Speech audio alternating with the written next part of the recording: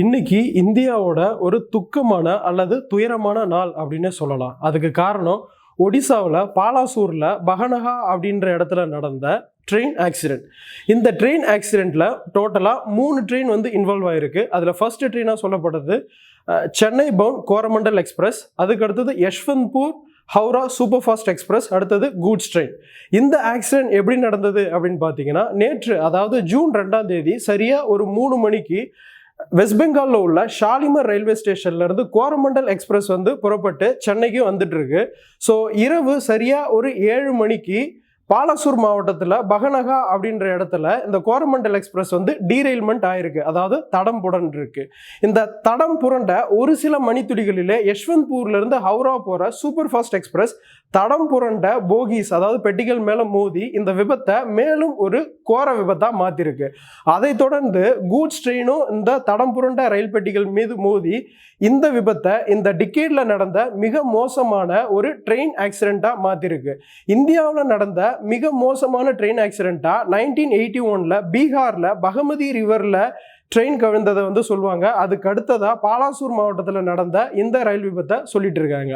So இந்த ரயில் விபத்தை பற்றி நம்ம பேசிகிட்டு இருக்கும்போது நம்ம ஒரு விஷயத்தை பற்றி கண்டிப்பாக பேசணும். அதுதான் கவாச்.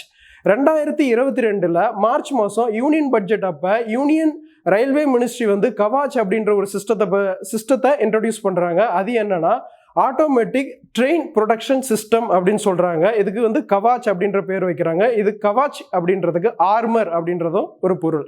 இந்த கவாச் சிஸ்டம் ஆல்ரெடி யூரோப்பியன் கண்ட்ரீஸில் automatic train collision avoidance system அப்படின்ற பேரில் ஃபங்க்ஷனிங் ஆகிட்டு இருக்கு. இது சேஃப்டி அண்ட் இன்டெகிரிட்டி லெவலில் 4th, அதாவது ஹையஸ்ட் ஸ்டாண்டர்டாக சர்டிஃபை பண்ணப்பட்டு இருக்கு. இந்த கவாச் சிஸ்டம் ஆல்ரெடி இப்போ எக்ஸ்பெரிமெண்டல் ப்ரொசீஜரில் இருக்குது. நியூ டெல்லி ஹவுரா, நியூ டெல்லி மும்பை, இந்த ட்ராக்ல இது எக்ஸ்பெரிமெண்டலாக பண்ணிட்டு இருக்காங்க. இது 2024 பண்ணி முடிச்சிருவோம் அப்படின்னு சொல்லி யூனியன் கவர்மெண்ட் சொல்லியிருக்கு. இந்த கவாச் சிஸ்டம் இருந்தால் ஒருவேளை இந்த ஒடிசா ட்ரெயின் ஆக்சிடென்ட்டை தடுத்திருக்க முடியுமா அப்படின்னு கேட்டால் கண்டிப்பாக முடியும் அப்படின்னு சொல்லி சேஃப்டி என்ஜினியர்ஸ் சொல்கிறாங்க. இந்த கவாச் சிஸ்டத்தோட 3 இம்பார்ட்டன்ட் ஃபீச்சர்ஸாக அவங்க லிஸ்ட் அவுட் பண்ணுறது. ஃபர்ஸ்ட் ஃபீச்சர் என்னன்னு பார்த்தீங்கன்னா ஆட்டோமேட்டிக் பிரேக் அப்ளிகேஷன்னு சொல்கிறாங்க. அதுக்கடுத்தது ஃபாகு இல்லை ஸ்மோக்கி கண்டிஷனில் கூட ஒரு கிளியர் விசிபிலிட்டியை இது எய்ட் பண்ணும் அப்படின்னு சொல்கிறாங்க. அதுக்கடுத்தது automatic train collision avoidance system அப்படின்னு சொல்கிறாங்க. ஸோ இந்த சிஸ்டம் எந்த பேசிஸில் ஒர்க் பண்ணுது அப்படின்னு பார்த்தீங்கன்னா ரேடியோ ஃப்ரீக்வன்சி ஐடென்டிஃபிகேஷன் டிவைஸை லோகோமோட்டிவ், அதாவது என்ஜினில், ரயில்வே ட்ராக்ல, அதுக்கடுத்து சிக்னலிங்கில் ஃபிட் பண்ணுவாங்க.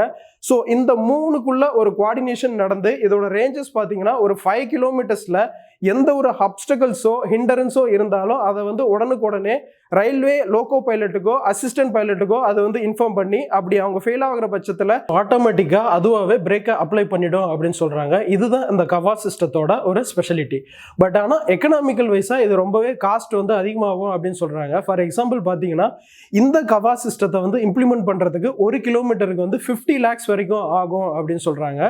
எது நடந்தாலும் நம்ம பப்ளிக் டிரான்ஸ்போர்ட், இந்தியா மாதிரி ஒரு ஹைலி பாப்புலேட்டட் கண்ட்ரீஸில் பப்ளிக் டிரான்ஸ்போர்ட்டேஷனில் சேஃப்டிக்கு நம்ம ப்ரையாரிட்டி தரணும்.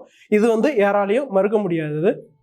So I take this moment to pray the Almighty to grant peace to the departed soul and give courage and strength to the bereaved family and people of the state to bear the loss.